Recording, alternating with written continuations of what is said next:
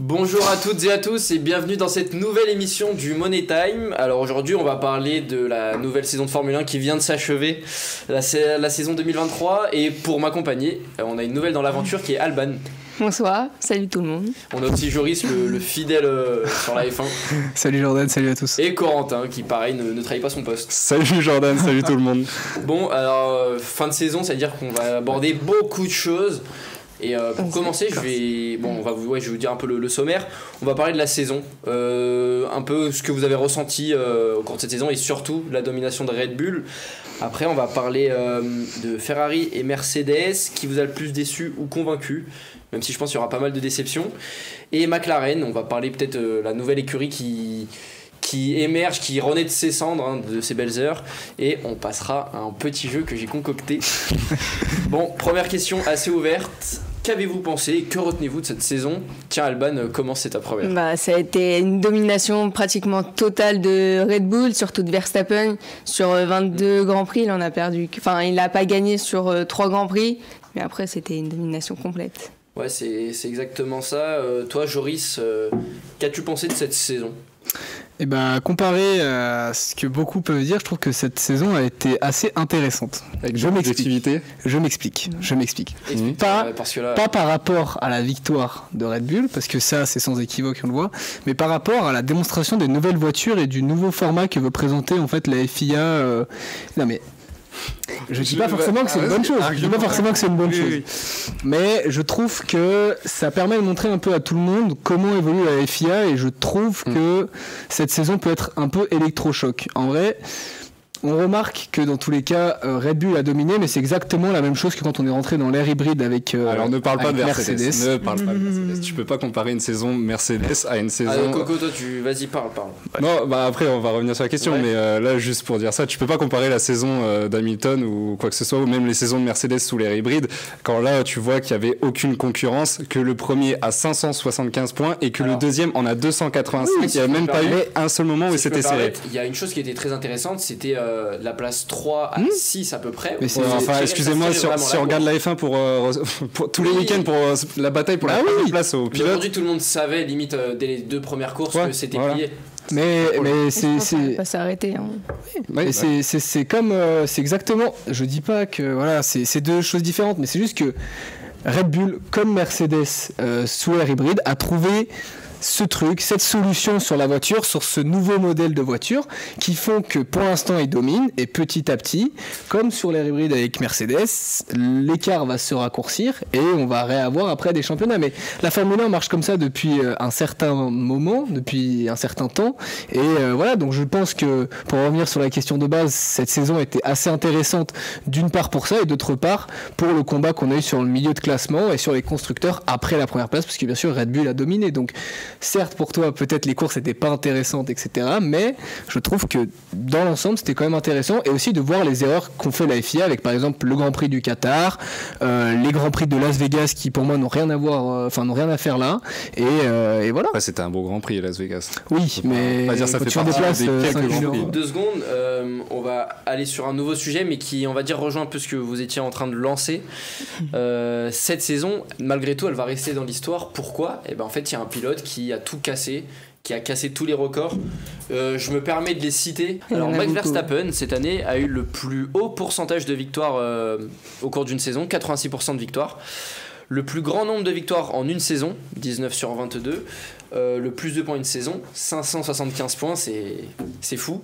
Le plus de victoires consécutives, 10, il a battu Alain Prost. Le plus grand nombre de podiums en une saison, 21 sur 22. Le plus de tours menés au cours d'une saison, 75%. Et le pourcentage le plus élevé de tours menés au cours d'une saison, 100%. C'est fou. Après, il y en a encore d'autres, mais si on peut encore en tirer 2-3. Le plus grand nombre de victoires après pole position, 16. Et allez, un petit dernier, le seul pilote à avoir mené 1000 tours en une saison. 1000 tours, c'est exceptionnel. Énorme. Alors je vais lancer Alban, tiens. Max Verstappen, pour toi, est-ce qu'il pourrait atteindre les records qu'on connaît de Schumacher et Hamilton, 7 titres, et même les records de victoire de Hamilton avec 104? Alban, et après Joris et Corentin. Je pense pas, parce qu'au bout d'un moment, à trop dominer, risque de s'ennuyer pas mal. Là déjà, pendant plusieurs interviews, il disait que il jouait pour le sport. Mais à trop gagner, pour lui, c'est plus amusant. Donc je pense qu'il va continuer, il va encore dominer jusqu'au moment du changement de moteur en 2026. Et après, peut-être qu'il va s'arrêter. Là, tu nous parles de domination. Jamais il y avait un aussi gros écart de points entre le premier et le deuxième, 290. Jory, je te garde pour la fin. Coco, Verstappen, les records de Schumacher et Hamilton, c'est atteignable? Je rejoins Alban. Il faut attendre 2026 quand même au cas où, parce que je pense que j'ai une petite écurie en tête qui peut rivaliser, McLaren, on va en parler, mais je vois que ça vraiment pour changer la domination. Sinon, clairement, on part sur un 8 titres pour Verstappen et terminé, quoi. Il arrête sa carrière là-dessus. Et là, pour être honnête, pour revenir un peu sur la première question, j'ai pris aucun plaisir à regarder la F1 cette saison, je le dis clairement. C'est peut-être l'une des premières saisons où je suis la F1, mais où chaque Grand Prix, je m'ennuie. Limite prêt à dormir parce que il se passe rien. On a eu les 3-4 Grands Prix où c'était... Quand Sainz gagne ce Grand Prix, ça par exemple c'était un bon Grand Prix. Singapour, outre le fait que ce soit Sainz qui gagne, on va y venir après, mais c'était un beau Grand Prix. Et puis même on a eu d'autres Grands Prix qui étaient pas mal, mais encore une fois on avait toujours le même résultat à la fin. On savait déjà que Verstappen allait gagner. Et le truc, par contre je veux quand même souligner pour Verstappen sa bonne saison, c'est que il a pas fait d'erreur cette année. Il a fait aucune erreur.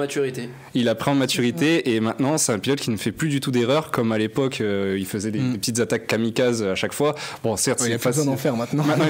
C'est plus facile parce qu'il est premier. Même quand il se prend une pénalité maintenant il s'énerve moins. Il va même faire une blague à la radio et il va la prendre de bon cœur. C'est ça, il a gagné en maturité. Là on a vu cette année il a fait aucune erreur et bravo à lui, mais voilà, la F1 pour moi n'avait aucun intérêt cette année à part pour les records. T'en penses quoi toi de ce néerlandais et de tous ces records qu'il est en train de battre, et on a l'impression d'une facilité déconcertante? Moi tu sais le plaisir que j'attache à ce pilote de base, mais non, Max Verstappen c'est pour moi le pilote le plus talentueux qu'on a sur la grille.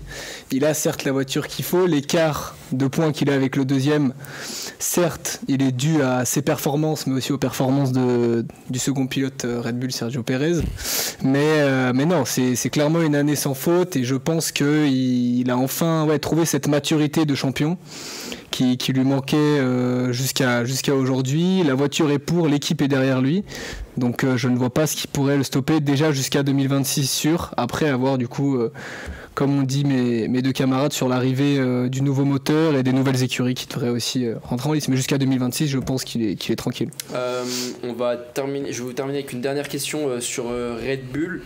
Alors dans sa monoplace, lui il a tout raflé. Derrière il y a Pérez qui finit deuxième, mais en demi-teinte. Il y a quelque chose de négatif à tirer de cette saison. Est-ce qu'elle est décevante, Corentin? Bien sûr.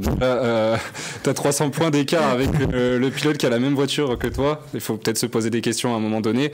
Oui, Verstappen est un grand pilote, mais en même temps, quand t'as les mêmes performances, tu te dois au minimum d'être à moins de 100 points que lui.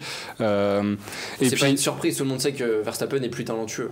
Oui, c'est pas une surprise, mais le fait de terminer deuxième non plus, c'est pas une surprise, parce que encore une fois, il a la meilleure voiture.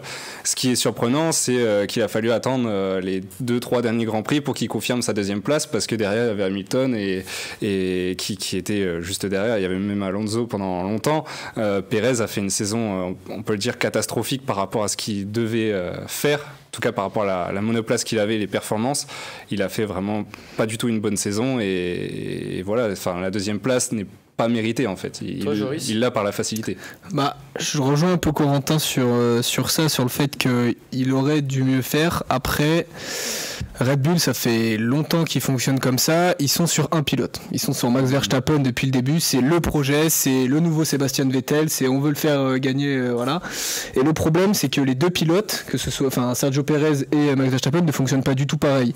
Il y en a qui prolifèrent les voitures qui sous-virent et d'autres qui survirent. Et sachant qu'ils mettent les mêmes modifications sur les deux voitures, et on l'a vu avec Pierre Gasly, on l'a vu avec Albon, etc.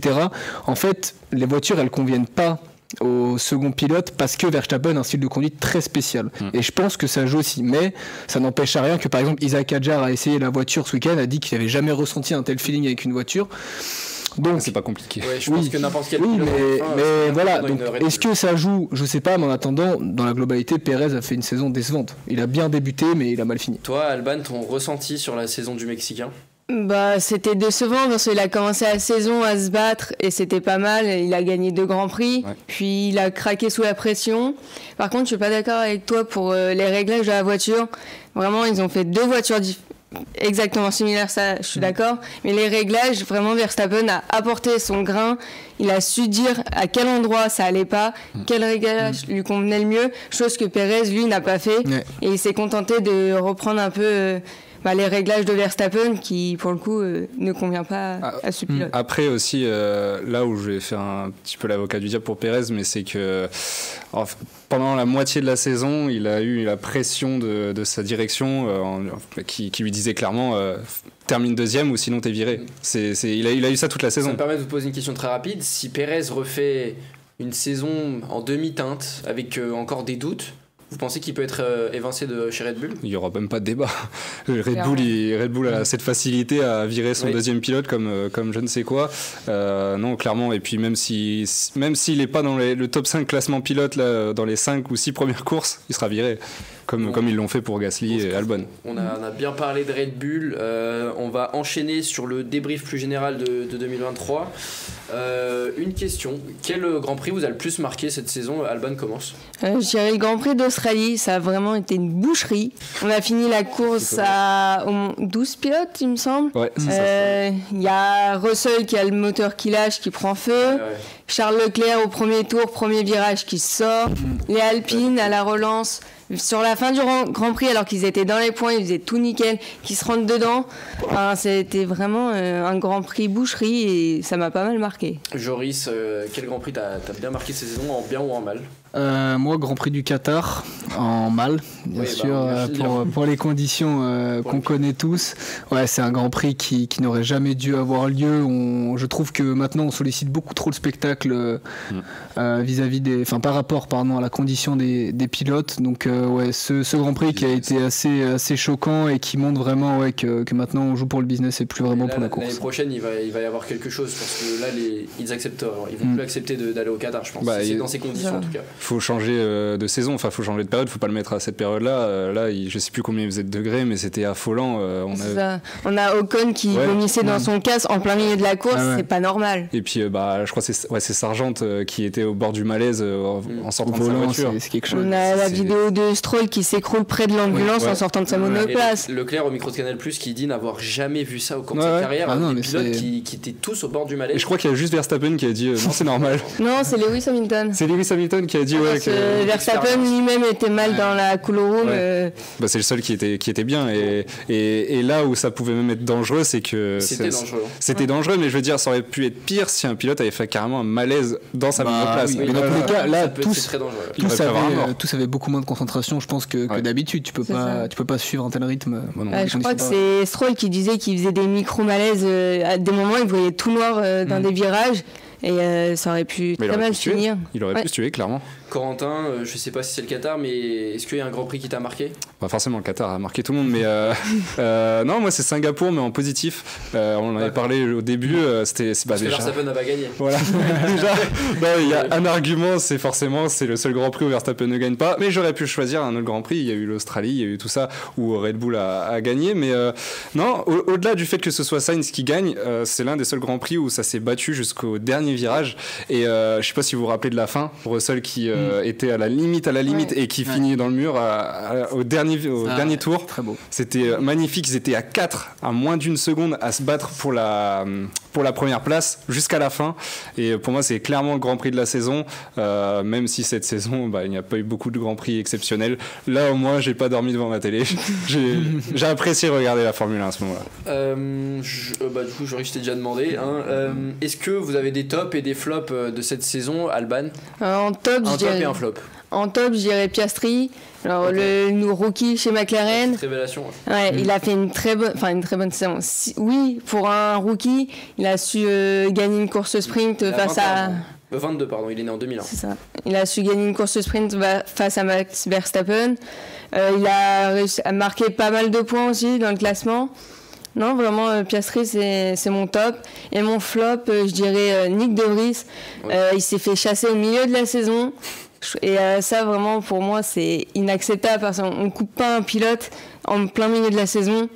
surtout pour le virer comme ça, sans... Après, il y avait des raisons aussi. Enfin, ouais, mais... Tu vois, il y a quand même 10 Grands Prix où il n'y a aucun point, alors que Tsunoda arrivait quand même en gratte. C'est ça, mais si on prend en termes Formule 1, c'est un rookie. Même s'il a gagné des championnats dans d'autres domaines, c'est pas les mêmes voitures. Donc, on doit laisser le doute, le temps aux pilotes de s'améliorer. Il y a tellement d'enjeux derrière la Formule 1, il y a du business économique que le temps, malheureusement, ils l'ont pas. Bah après, on a laissé le temps à Logan Sargent. Logan Sargent, au début de la saison, était aussi désastreux que Monsieur De Vries. Donc, et on a laissé à Latifi pendant 2 ans. On va revenir sur le débat. Joris, toi, un top, un flop alors, top... J'hésite entre deux, mais je vais dire Mercedes quand même. Parce que Mercedes, malgré tout, on était assez mitigés au début de cette saison. On se demandait où c'est qu'ils allaient finir, s'ils allaient encore flop comme l'année dernière. Et puis au final, ils sont restés dans leur jeu, ils ont fait leur saison. Ils ont pas trop parlé, ils sont voilà. Mais même la première partie de saison était moins bonne que la fin, mais je trouve que non, Mercedes ont été assez linéaires, ils ont innové dans la voiture quand il fallait, comme ils voulaient. Donc je pense que là en fait ils sont en train de rattraper simplement le retard qu'ils ont, et je pense que plus on va monter dans les saisons, plus ils vont monter en puissance. Donc bon top avec Alonso aussi qui fait encore des choses dans une voiture. Un peu voilà. Après un petit flop, Joris. Sur son top, mais là où, enfin, tu dis Mercedes, moi je dirais plutôt Lewis Hamilton dans ce cas, parce que Russell, c'est beaucoup d'erreurs, beaucoup d'abandons, beaucoup de pertes de points finalement pour Mercedes. Mais Russell est jeune. Russell a beau être jeune, Russell l'année dernière finit devant Hamilton au classement pilote, fait une énorme saison pour sa première avec Mercedes. Je crois qu'il finit 4 ou 5 au classement pilote, et puis il y a cette victoire au Brésil. Là cette année, je le trouve moins régulier, beaucoup trop d'erreurs. Je sais pas, alors qu'il avait moins de pression que l'année dernière au final. Mais Mercedes, tu sens qu'il monte en fait en équipe. Tu peux pas dire que Lewis ou George a fait une meilleure ou moins bonne saison. Moi, je les trouve tellement tous qui s'entraident, qui sont ensemble soudés que tu peux pas dire que l'un est meilleur que l'autre. Je trouve que les deux apportent chacun à l'écurie comme il faut, et franchement c'est très beau à voir. Rapidement, Joris, ton flop du coup. Mon flop, je te dirais Alpine. Je te dirais Alpine, parce que Alpine, encore une fois, on les voit en début de la saison comme une écurie ambitieuse qui présente des nouveaux projets, des nouveaux investisseurs, etc. Il y a une chose qu'on va pas leur reprocher, c'est l'écart de niveau entre leurs deux pilotes. Alors eux, pour le coup, ils font les mêmes résultats. Ouais, mais voilà, ce qui est dommage, c'est que début de la saison, comme tu l'as dit sur le Grand Prix d'Australie, ils se rentrent dedans alors qu'ils sont dans les points, ils perdent des points bêtement, la voiture elle est pas assez fiable sur le début de saison aussi. Puis, donc l'Espagne où ils se chamaillent entre eux parce que Gasly devait rendre. Non, c'est au Japon. C'est au Japon où ça c'est des trucs bêtes, alors qu'en vrai il y a 2 points d'écart vu qu'ils sont à la fin des points. Je m'attendais à mieux, surtout on s'attendait à ce qu'il y ait des petites frictions quand même entre les deux, parce que c'est 2 pilotes français dans une écurie française, mais non, un peu décevant. En plus, ils finissent 6e, je crois, sur le classement pilote, classement constructeur, pardon, et je pense qu'ils finissent 6e. Ils peuvent largement aller chercher Aston Martin qui a fait une fin de saison assez mitigée. Coco, ton top. Plus rapide parce que ce sera Piastri aussi comme Alban, forcément. Révélation de cette saison. Alors révélation, et j'irai même plus loin, j'ai pas vu un rookie aussi fort depuis Lewis Hamilton en 2007. Alors je dis des mots qui sont très très forts, etc. Mais Verstappen peut-être, non? Non, parce que Verstappen au début c'était un kamikaze. Il n'est pas passé en F2 Verstappen.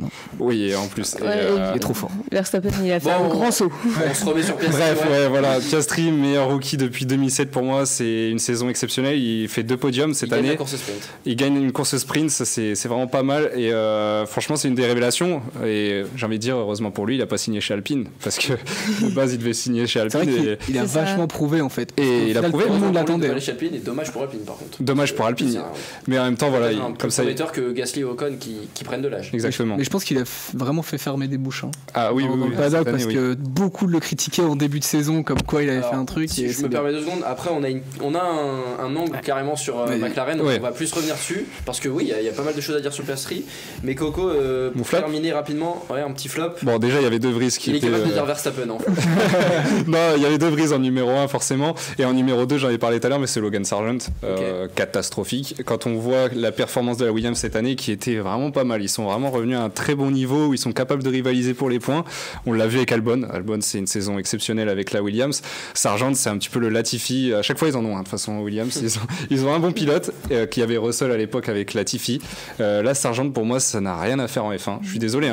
J'ai voulu lui laisser du temps au début et au final, la saison est catastrophique. Il a un seul point pris, alors que Albon en a 27. Il faut lui laisser le temps, je pense. Oui, il faut lui laisser le temps. Parce après, si on regarde par exemple Mick Schumacher, première saison aussi, il avait qu'un seul point. Mais regarde où il est maintenant, tu vois. Ouais, mais ils lui ont laissé une deuxième saison quand même aussi pour essayer. Donc je pense qu'il faudrait lui laisser un peu de temps encore, qu'il se développe un peu, qu'il prenne un peu de maturité. Dans tous les cas, oui, je pense qu'il faut garder quand même une deuxième saison pour voir, parce ça. que même au niveau de l'aspect financier, tout ça, ça va être compliqué de casser son contrat. Je pense qu'il doit coûter assez cher. Non, franchement, trop décevant, Logan Sargent. J'attends vraiment beaucoup de lui l'année prochaine, et beaucoup plus qu'un seul petit point, surtout quand on voit qu'Albon a réussi à faire de grandes choses. Bon, on passe à notre dernier thème avant le jeu. McLaren, est-ce que c'est un concurrent de taille pour Red Bull pour le titre de pilote et constructeur en 2024, même si on sait qu'il y a Mercedes aussi qui revient très bien. McLaren qui a fait une saison plus que prometteuse. Alban, je te laisse démarrer sur cette belle écurie. Pilote, je pense pas, parce que Verstappen a encore beaucoup de choses à montrer. Après, constructeur, je pense peut-être pas détrôner Red Bull, mais bien leur coller aux fesses quand même. Je pense là ils ont fait une belle évolution pour cette saison et je pense pour 2024 ils peuvent nous sortir quelque chose de plutôt pas mal. Donc ouais, constructeur, je pense ça peut aller taper dans la deuxième place et aller titiller Red Bull. Pilote, peut-être ouais pour le haut du classement mais pas la première place en tout cas. Joris, toi, McLaren? Ouais, je suis assez d'accord avec Alban. Je trouve que là, ils vont monter en puissance. Au début de saison, on avait un peu peur de cette écurie parce qu'ils montraient pas grand-chose, mais là, ils ont réussi à vraiment développer la voiture. Ils ont trouvé un peu la solution comme a fait Red Bull. En plus, ils ont les nouvelles infrastructures là qui sont arrivées, donc ils vont pouvoir encore plus développer la voiture dans des choses assez modernes. Donc non, je les vois bien remonter au classement. Ils ont deux pilotes qui sont assez jeunes. Ils ont Norris qui a pris beaucoup d'expérience, qui a des podiums. Ils ont aussi du coup Piastri. Peut-être une plus jeune écurie. Mais c'est une écurie qui va monter en puissance, clairement. Et oui, comme a dit Alban, je les vois constructeurs aller titiller Red Bull, mais pilotes facilement faire 2 et 3 par contre. Ok, suivant carrément. Franchement, en classement pilote, 2 et 3, ouais, ça peut-être m'étonnerait pas les deux, au moins un, mais peut-être pas les deux. Ouais. Qui peut. Ferrari, j'y crois plus. Non, mais peut-être avoir un Mercedes avec un Hamilton encore, on sait jamais s'il monte en puissance. Mercedes, mais ça peut être un très beau combat l'année prochaine, McLaren et Mercedes. Hein. Ouais. Ah oui. Toi, Corentin?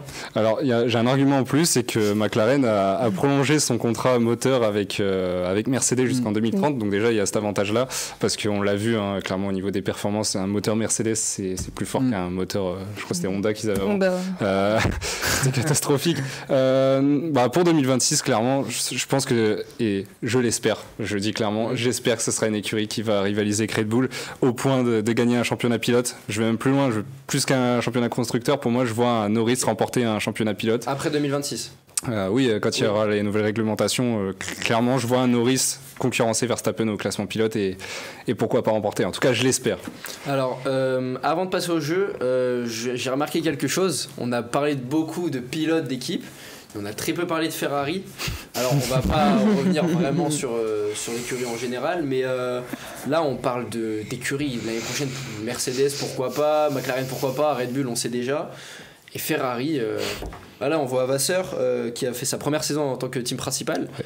On en pense quoi de Ferrari sur cette saison? Alors très rapidement, allez, vous avez 20 secondes chacun, Corentin. Moyen. Bof.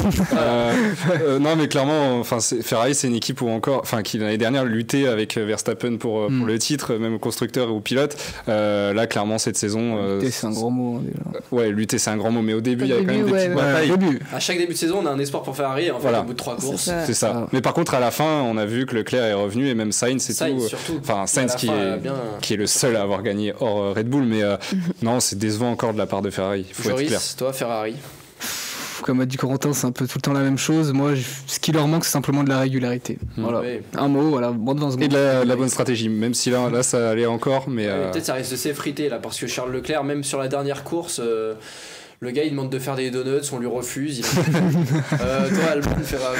Je pense l'arrivée de Vasseur a fait du bien à Ferrari. Après, ouais, ça manque de performance quand même. On attend un Charles Leclerc. L'année dernière, il se battait et là, il se prend des murs. Enfin, non, mais c'est pas terrible pour Leclerc. Ah oui. Je pense après, il y a eu les disqualifications, mais la disqualification aux États-Unis qui n'arrange pas le truc. Mais ouais, un mitigé. Une bonne arrivée de Vasseur, mais encore pas assez développée. Et juste pour rebondir sur Vasseur vite fait, en fait c'est quelqu'un d'humain. Il a apporté vraiment ce côté humain à cette équipe où on sent vraiment que tout le monde est content entre guillemets chez Ferrari. Par contre au niveau de la stratégie, il y a encore beaucoup de travail. Après Vasseur il est plus en coalition avec Leclerc. Leclerc a fait ses débuts avec lui. Donc, je pense qu'il y a encore des habitudes de Binotto d'avant qui font que pour l'instant il y a toujours les mêmes automatismes, mais c'est en train de changer, donc c'est positif. Bon, parfait, je pense qu'on est bien revenu en général sur cette nouvelle saison de Formule 1. Alors on va passer au jeu. Le fameux. Le fameux jeu, et on l'a jamais fait encore ce type de jeu, c'est qui est le pilote. Alors en fait je vais vous expliquer, je vais vous raconter un petit peu l'histoire d'un pilote. Et vous allez devoir le deviner. Tu t'es investi. J'ai pas mal écrit. Pilote actuel ou historique ? Alors, c'est des pilotes qui sont actuellement dans une écurie en Formule 1. Donc, c'est un peu facile. Ouais, c'est un peu facile, mais en fait, c'est le premier qui trouve gagne son point. Et si vous répondez mal, vous êtes éliminé et il reste plus que les deux autres. Je suis né au lendemain de la fête des amoureux, un 15 février de la fin des années 1990. Comme beaucoup de mes homologues, à la fin des années 1990, comme beaucoup de mes homologues, j'ai connu mes premiers succès en remportant dans un premier temps le GP3 Series. Ensuite, Hamilton. Pour continuer, Corentin, tu es éliminé. Je l'avais mentionné. Si les deux se trompent, tu reviens dans le jeu, y a pas de souci. Et pour l'instant, c'est n'importe quoi. Pour continuer sur ma belle lancée, j'ai gagné le championnat de Formule 2 en 2018 avec une écurie française, ART Grand Prix. Putain, après cela, je me lance dans le grand bain et une écurie qui se nomme comme mon deuxième prénom décide de me recruter. Et comme le hasard fait bien les choses, cette écurie et moi venons du même pays. En 2021, non, je suis con. Alban, t'as juste à m'écouter jusqu'à la fin et la réponse. Enfin, en 2021, après avoir essayé une longue pandémie, un cadre de la Formule 1 décide de me recruter. En 45 courses, je signerai une petite victoire aux côtés de mon compatriote qui est l'un des plus grands de ce sport. Attends, merde. J'ai peur de dire une connerie. J'ai Pierre Gasly. Non. Gigi, George Russell. George Russell, pour Joris. Et oui. On passe à la deuxième question, au deuxième pilote. Hélène de Norris au bout. Le temps passe et mine de rien, je prends de l'âge. Au cours de ma carrière en Formule 1, j'ai énormément voyagé, mais j'ai également pas mal gagné. En effet, je comptabilise 8 victoires en carrière, mais 32 podiums. Malheureusement, je n'ai jamais gagné le championnat. Ma meilleure place a été la 3e au terme du championnat de 2014, une performance que j'ai su réitérer en 2016. Depuis quelques années, certains disent que je suis sur le déclin. Daniel Ricciardo. Oh oui, mais c'est vrai, oui.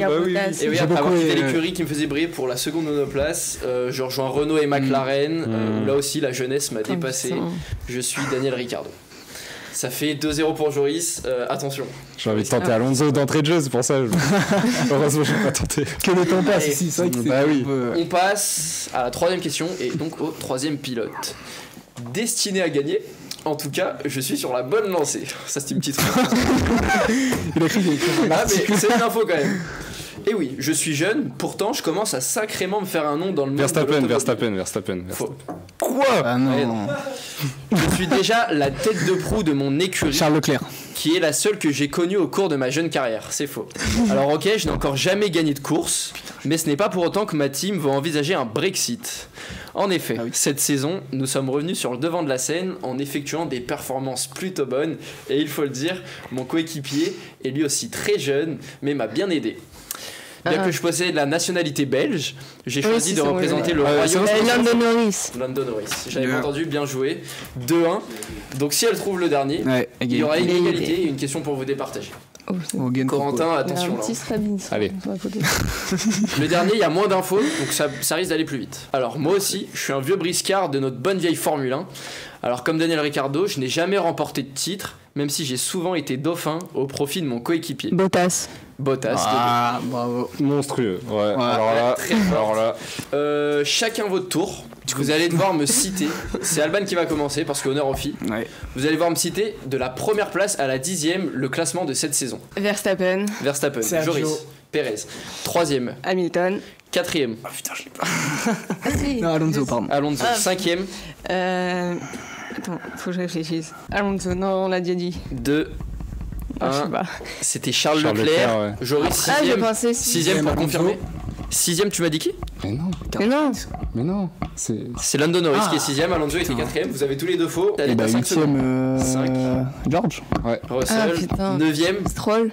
non. Allez. Ah, c'est. Il est 10. Ah putain, je sais ce qui. 9e pour gagner. Oscar Piastri. Oscar Piastri. Bon bah bien joué à toi Joris pour cette victoire dans ton domaine de prédilection. Ah, Mais bien joué Alban, belle performance. Et Corentin, tu repasseras. On reviendra. Merci à tous de nous avoir suivis dans cette nouvelle émission du Money Time. Vous pouvez nous retrouver sur nos réseaux sociaux et sur notre site, le Money Time. Alors on se dit à la prochaine, au revoir.